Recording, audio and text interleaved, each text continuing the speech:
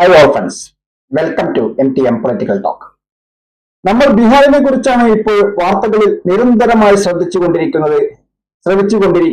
ആ വാർത്തകളാണ് നമ്മൾക്ക് കൂടുതൽ ഇപ്പോൾ കേൾക്കാനും താല്പര്യം. എന്നാൽ അത് രാഷ്ട്രീയ വാർത്തകളാണ്. അവിടുത്തെ നിയമസഭാ ഇലക്ഷനും അതുമായി ബന്ധപ്പെട്ട വാർത്തകളൊക്കെയായിരുന്നു. നമ്മളും ഒരുപാട് വീഡിയോകൾ അതിൽ വേണ്ടി ചെയ്തിട്ടുണ്ട്. എന്നാൽ ഇപ്പോൾ വരുന്നത് വളരെ പോസിറ്റീവായ എനർജറ്റിക് ഒരു വാർത്തയാണ്. ബീഹാറിൽ ഇതിനു മുൻപ് കണ്ടുപിടിച്ച സ്വർണശേഖരം അത് ഖനനം ചെയ്താൽ ലാഭകരമായിരിക്കുമെന്ന് ഇപ്പോൾ സ്ഥിരീകരിച്ചിരിക്കുകയാണ്. ഖനനത്തിന് വേണ്ടിയുള്ള നടപടിക്രമങ്ങൾ ഉടനെ ആരംഭിക്കുമെന്നൊക്കെയാണ് ഇന്ത്യയിലെ പ്രമുഖ മുൻനിര വാർത്താ മാധ്യമങ്ങളൊക്കെ റിപ്പോർട്ട് ചെയ്യുന്നത്. ഇന്ത്യയുടെ ആകെ കരുതൽ ശേഖരത്തിന്റെ 44% വരും എന്നാണ് അനുമാനം കണക്ക് കൂട്ടുന്നത്. ബീഹാറിലെ ജമോയി ജില്ലയിലാണ് ഇത്രയും വലിയ സ്വർണശേഖരമുള്ളത്.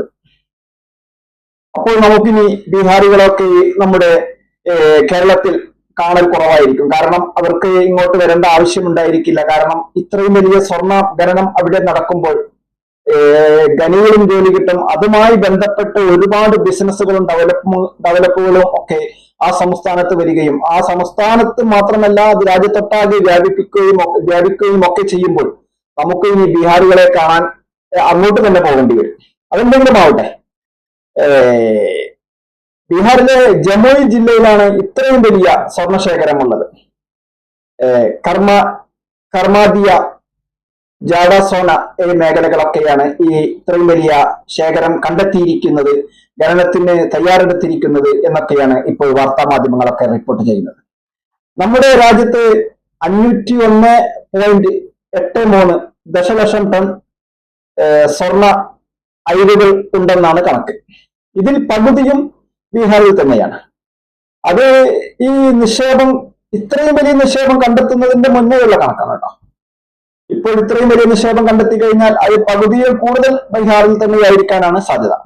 ഇതിന് പുറമെയാണ് പുതിയ കണ്ടെത്തൽ. അപ്പോൾ വലിയ ഒരു സ്വർണശേഖരം ബീഹാർ സംസ്ഥാനത്ത് ഉണ്ട്. അത് ഖനനം ഉടനെ ആരംഭിക്കും എന്നൊക്കെയാണ് പ്രമുഖ വാർത്താ മാധ്യമങ്ങളൊക്കെ റിപ്പോർട്ട് ചെയ്യുന്നത്. ഇന്ത്യയിലെ ഏറ്റവും അധികം സ്വർണ്ണ ഖനനം നടത്തുന്നത് ഇപ്പോൾ നിലവിൽ കർണാടകയാണ്. അതിനൊക്കെ ഇനി ബീഹാർ മറികടക്കാൻ പോകുകയാണ് എന്നാണ് ഇപ്പോൾ വരുന്ന വാർത്തകളിൽ നിന്നൊക്കെ നമുക്ക് മനസ്സിലാക്കുന്നത്. ഏതായാലും ഒരു പോസിറ്റീവ് വാർത്തയാണ്, സന്തോഷം നൽകുന്ന വാർത്തയാണ്.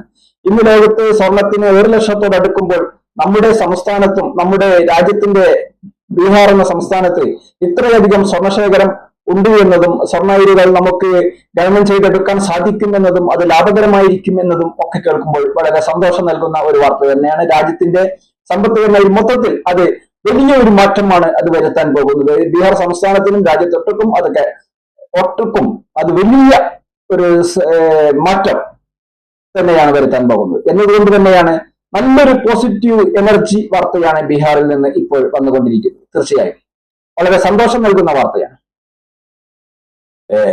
മണ്ണിനടിയിൽ ഖനനം കാത്തുകിടക്കുന്ന സ്വർണശേഖരത്തിന്റെ കണക്കെടുത്താൽ, നമ്മുടെ മൊത്തം കണക്കെടുത്താൽ അതിൽ 44% ബീഹാർ സംസ്ഥാനത്ത് തന്നെയാണ്. ബാക്കി 25% രാജസ്ഥാൻ, 21% കർണാടക, പശ്ചിമ ബംഗാൾ പ്ലസ് ആന്ധ്ര 3%, ജാർഖണ്ഡ് 2%.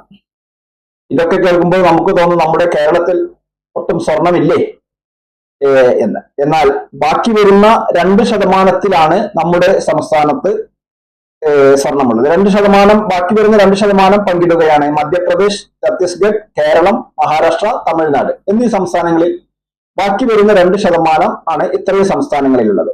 ഏതായാലും ആ കണക്കുകളൊക്കെ അവിടെ നിൽക്കട്ടെ. ബീഹാറിനെ സംബന്ധിച്ചിടത്തോളം സമ്പദ്ഘടനയിലും രാജ്യത്തിന്റെ മൊത്തത്തിലുള്ള സമ്പദ്ഘടനയിലും വലിയ പുരോഗതിയാണ് ഇത്രയും വലിയ സ്വർണശേഖരം കണ്ടെത്തിയിരിക്കുന്നത് കൊണ്ട് തന്നെ ഉണ്ടാകാൻ പോകുന്നത്. ഇത് ഖനനം ചെയ്തെടുക്കുവാൻ ഉടനടി നടപടി തുടങ്ങും എന്നൊക്കെയാണ് പ്രമുഖ മുൻനിര വാർത്താ മാധ്യമങ്ങളൊക്കെ റിപ്പോർട്ട് ചെയ്യുന്നത്. ഏതായാലും സന്തോഷം നൽകുന്ന ഒരു വാർത്ത തന്നെയാണ്. ബീഹാറിനെ സംബന്ധിച്ചിടത്തോളം നമ്മുടെ രാജ്യത്തിന്റെ വലിയ പുരോഗതിക്ക് തന്നെ ഇത് അക്കം കൂട്ടും എന്ന് തന്നെയാണ് ഈ വാർത്തകളിൽ നിന്നൊക്കെ നമുക്ക് മനസ്സിലാക്കാൻ സാധിക്കുന്നത്. ഏതായാലും വളരെ സന്തോഷം നിറഞ്ഞ, വളരെ എനർജറ്റിക് ആയ, വളരെ പോസിറ്റീവായ ഒരു വാർത്ത തന്നെയാണ് ഇപ്പോൾ വന്നുകൊണ്ടിരിക്കുന്നത്. ഖനനം ലാഭകരമായിരിക്കും, അത് വലിയ പ്രയാസങ്ങളില്ലാതെ അത് ഖനനം ചെയ്യാൻ സാധിക്കും എന്നൊക്കെയാണ് ഇതുമായി ബന്ധപ്പെട്ട പഠനങ്ങളിൽ നിന്നൊക്കെ മനസ്സിലാക്കാൻ സാധിക്കുന്നത്. അതുകൊണ്ട് തന്നെയാണ് ഖനനം അടുത്ത് തന്നെ ആരംഭിക്കും എന്ന് തന്നെ ഇതിൽ നിന്ന് നമുക്ക് വ്യക്തമാവുന്നത്.